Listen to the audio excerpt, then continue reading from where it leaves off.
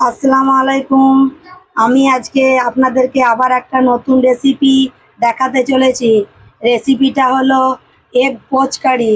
Egg poach কারিটা আপনারা কিন্তু last পর্যন্ত দেখবেন, একটুও কিন্তু কোথাও মিস করবেন না।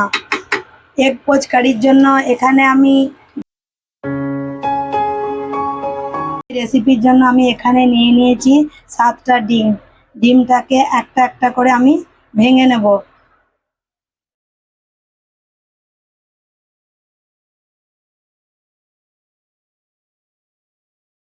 আর এখানে নিয়ে নিয়েছি আমি একটা বাটি। ডিমটাকে ভেঙে আমি বাটির মধ্যেই রাখবো।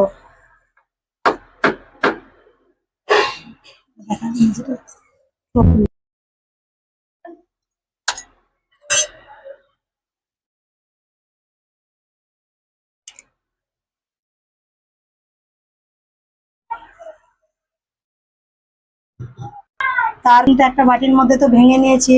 আর এখানে আমি চাপিয়ে দিয়েছি কড়া। কড়ার মধ্যে তেল দিয়েছি, তেলটা ভালোভাবে গরম হয়ে গেছে।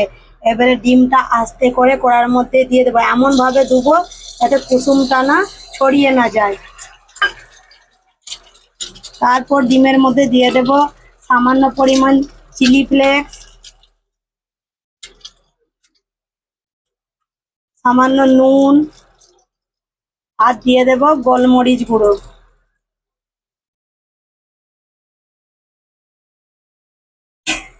এবারে ঢাকা দিয়ে এইটাকে ভালোভাবে ভাজতে দেব।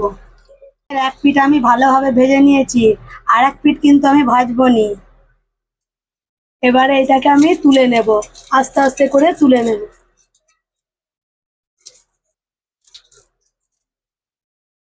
একটা প্লেটে রেখে দেব।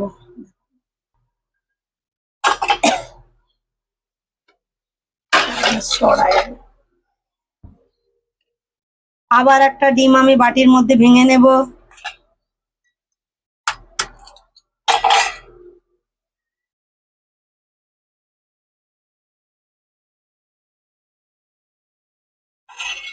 কড়ার মধ্যে আমি আস্তে করে ছেড়ে দেব।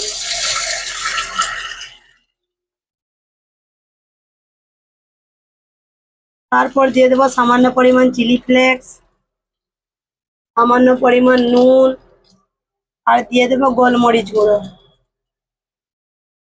এইটাকেও ঢাকা দিয়ে ভেজে নেব। এইভাবে আমি প্রত্যেকটা ডিমকে ভেজে নেব। ডিমগুলো ভেজে সব তুলে নিয়েছি। দেখুন যেমন লাগছে, ঠিক যেমন সূর্যমুখী ফুলের মতো। তারপর এইদিকে চাপিয়ে দিয়েছি আমি কড়া। কড়ার মধ্যে তেল দিয়ে দিয়েছি, তেলটা ভালোভাবে গরম হয়ে গেছে। এরপর এর ফোড়নে দিয়ে দেব আমি গোটা জিরে আর শুকনো লঙ্কা।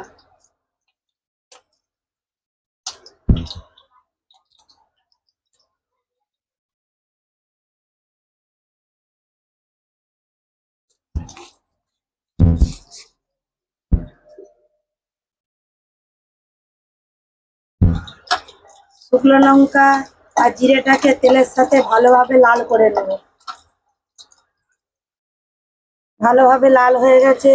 তারপর তেলের মধ্যে দিয়ে দেবো আমি চপ করে রাখা পেঁয়াজ।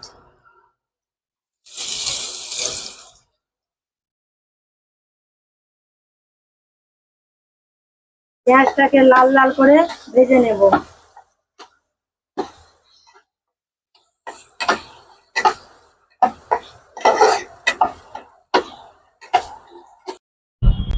পেঁয়াজটা হালকা নাড়াচাড়া করার পর এর মধ্যে দিয়ে দিচ্ছি আমি কাঁচা লঙ্কা কুচি। কাঁচা লঙ্কাটা তেলের সাথে ভালোভাবে নাড়িয়ে নেব।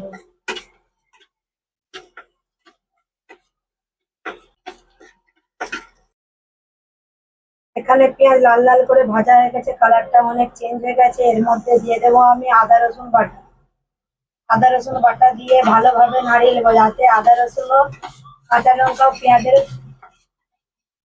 এখানে আদা রসুন দিয়ে ভালোভাবে নাড়িয়ে নেবো যাতে আদা রসুনের কাঁচা গন্ধটা চলে যায়।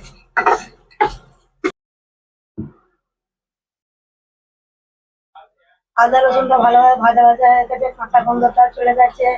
তারপরে এর মধ্যে দিয়ে দেবো বেটে রাখা টমেটো।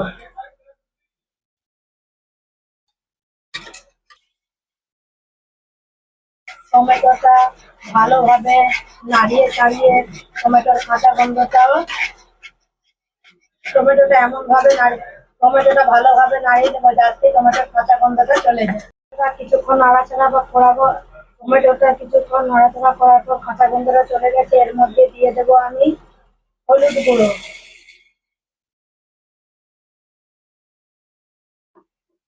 আর দেবো আমি স্বাদ মতন নুন।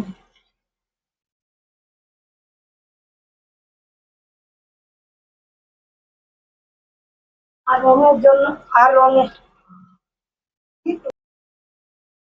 আর রঙের জন্য দিয়ে দেব আমি কাশ্মীরি লঙ্কার গুঁড়ো।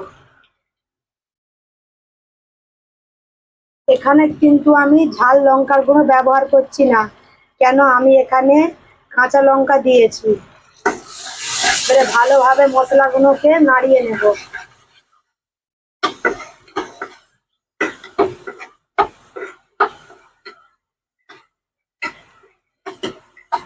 আর দিয়ে দেব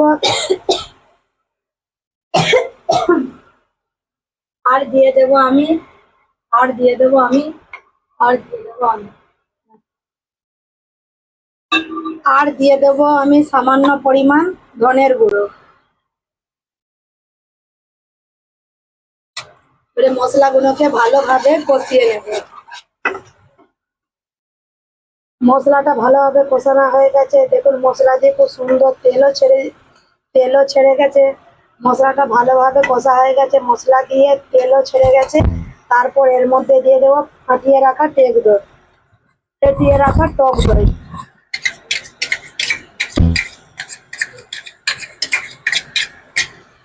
টক দইটা দেওয়ার পর কিন্তু অনবরত আমি এইভাবেই নাড়াতে থাকবো। এইভাবে নাড়ালে কিন্তু টক দইটা কেটে যেতে পারে, দানা দানা হয়ে যেতে পারে।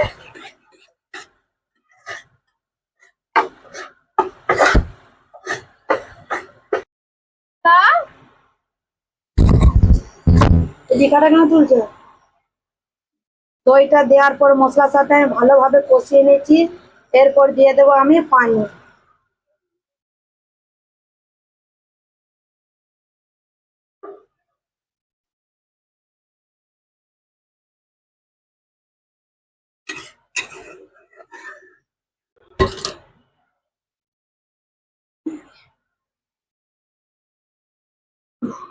পানি পানি এরকম পানি দেওয়া হয়ে গেছে, তারপর দিয়ে দেব আমি ভেজে রাখা ডিমগুলো।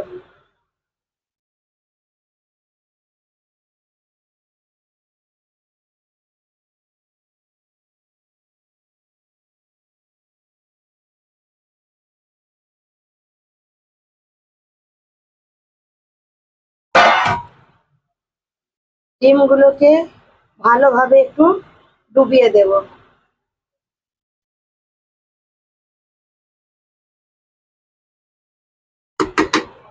এবারে এটাকে ঢাকা দিয়ে ফুটতে দেব।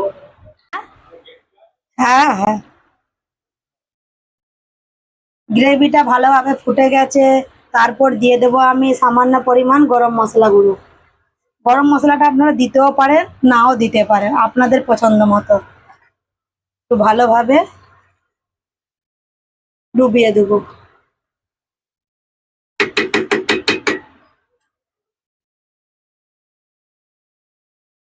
তারপর দিয়ে দেব আমি ধনে পাতা কুচি দিয়ে নামিয়ে নেব। আপনারা তো দেখলেন যে আমি রেসিপিটা কেমন করে বানালাম।